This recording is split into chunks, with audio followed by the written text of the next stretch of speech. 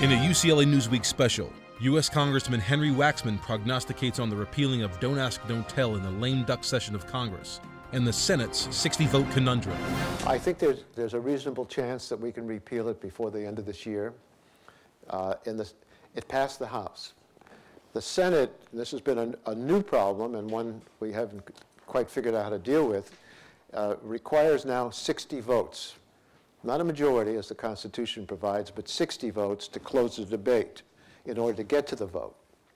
And we've been terrorized by that 60-vote requirement being imposed on everything that it passes, which stops things in its tracks.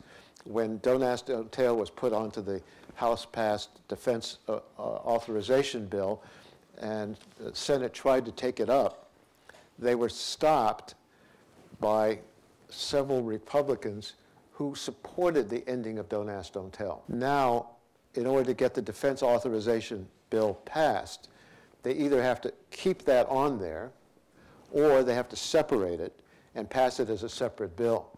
And if some senators will vote for Don't Ask, Don't Tell, but don't want it because their argument is it shouldn't be on that bill, then hopefully we'll just pass it as a separate bill and then pass the defense authorization as a separate bill. And that's what they're trying to do, get 60 votes for both bills, either separate or combined, to pass before we leave the end of this year. But you get people like Senator John McCain, who, I don't know if he ever was for eliminating a Don't Ask, Don't Tell, but I always remember the days when he used to be a lot more moderate than he has been in recent years. And he's the top Republican and soon to be the chairman of the Armed Services Committee. If he's able to stop it, then I think we may have a real problem in the future, because it'll be hard to get the votes in the House with all the new Republicans, although it shouldn't be a partisan issue and hasn't been for the most part.